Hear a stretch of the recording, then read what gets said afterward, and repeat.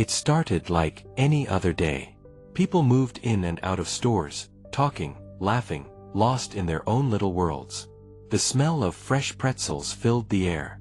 Music played from a speaker near the food court. But not far from that speaker, a young boy stood alone.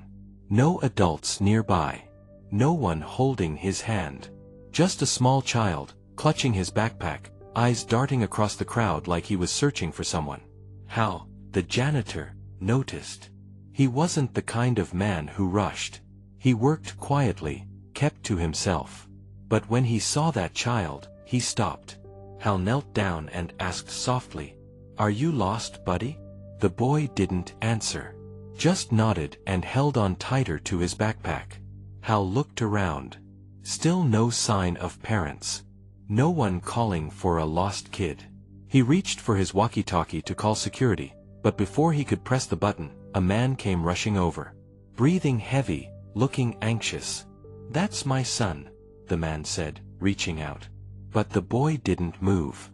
He didn't smile. Instead, he took a small step back and stood closer to Hal. Hal didn't know the boy. He didn't know the man.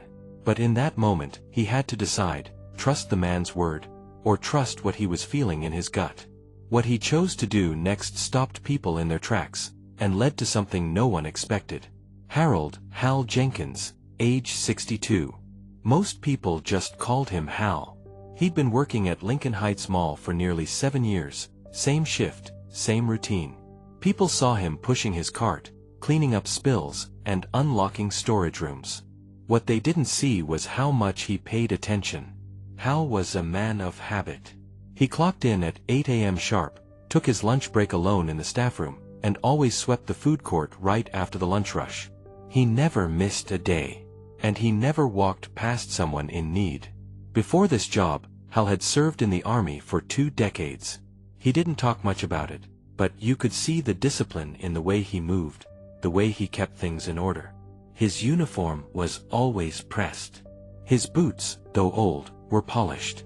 He wore a watch that beeped every hour on the hour. People joked he was like clockwork. Though Hal had no family of his own, he treated the mall like it was his home. He helped elderly shoppers with their bags, returned dropped wallets, and even comforted crying kids who lost sight of their parents. Hal wasn't loud. He didn't like attention. But there was a quiet respect for him. Security guards called him the watchman. Store owners called him dependable. Shoppers called him kind. And on that cold afternoon in February, Hal's quiet nature would become the very thing that made all the difference. Hal stood there, his hand still hovering over his walkie-talkie, watching the man who claimed to be the boy's father. The man was wearing jeans and a black jacket, his baseball cap pulled low. He kept glancing around, not at the boy, but at the people nearby. Hal asked, "What's his name?" The man hesitated. Buddy.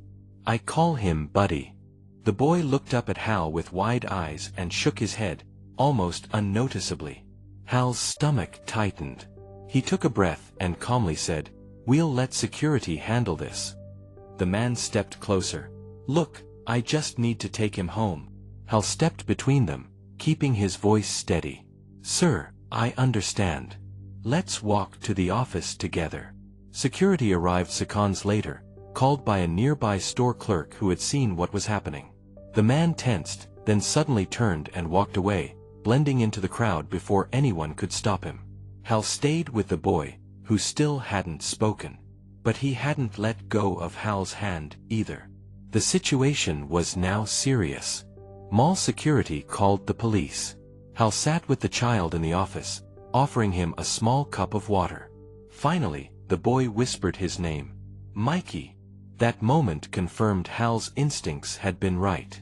The man wasn't his father. But who was he? And how had Mikey ended up alone in the mall? As Hal waited for police to arrive, he stayed by Mikey's side. One hand on the boy's shoulder. Eyes on the door. Ready for anything. 20 minutes later, 2 police officers stepped into the mall security office. One knelt down to talk to Mikey, while the other asked Hal what happened. As Hal spoke, Mikey suddenly stood up and pointed to Hal. "He helped me. He didn't let that man take me. The officer gave Hal a nod of respect. You probably just stopped something serious. Police began reviewing security footage, watching the man's movements. Turns out, he hadn't just stumbled across Mikey. He had been following him. Quietly, patiently, waiting for a chance. And then they found the missing person report.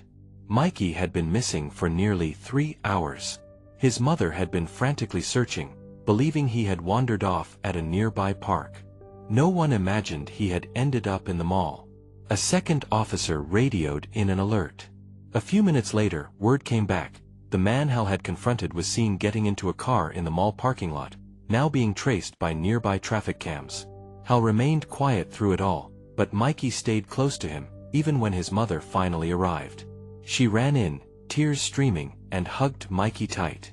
Then she looked at Hal. "Thank you. I don't know what would have happened if you hadn't been there." Hal just nodded, voice low.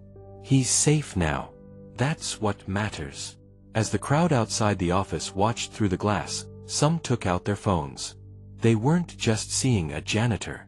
They were seeing something else entirely. Word spread fast.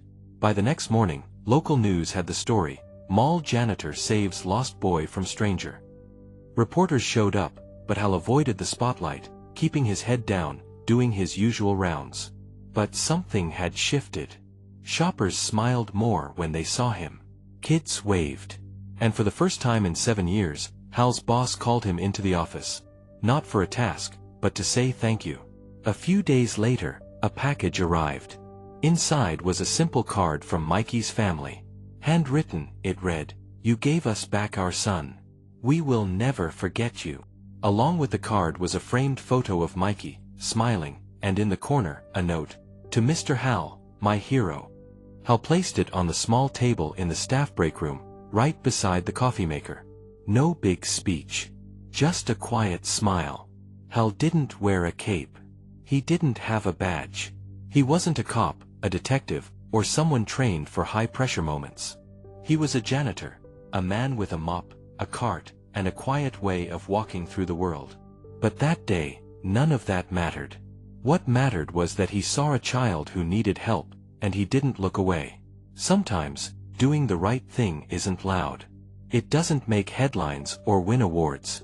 It's about paying attention, trusting your instincts, and stepping forward when others hesitate. Hal didn't set out to be a hero. He simply cared.